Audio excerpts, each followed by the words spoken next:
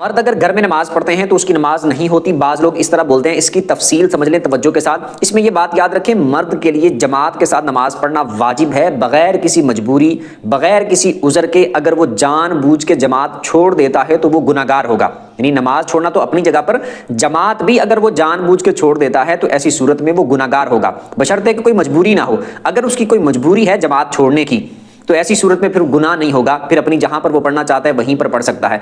दूसरी बात यह है कि अगर कोई मर्द घर में नमाज पढ़ता है, पहली बात यह है कि अगर मजबूरी की वजह से जमात छोड़ रहा है, जैसे मैंने बताया, तो गुनाहगार नहीं होगा, नमाज घर में पढ़ेगा, जिस जगह भी पढ़ेगा नमाज उसकी हो जाएगी। दूसरी सूरत यह है कि मजबूरी कोई भी नहीं है, बगैर किसी मजबूरी के जमात छोड़ रहा है, घर में नमाज पढ़ रहा है, किसी और जगह पर नमाज पढ़ रहा है, तो नमाज तो उसकी हो जाएगी। घर में चाहे पढ़ रहा है और कोई भी नमाज पढ़ रहा है तो नमाज तो उसकी हो जाएगी। लेकिन अगर उसने जमात जानबूझ के छोड़ी है, कोई वजह कोई मजबूरी नहीं थी, तो ऐसी सूरत में फिर वो गुनाहगार होगा। लेकिन नमाज जिस जगह पर भी पढ़ेगा नमाज उसकी हो जाएगी।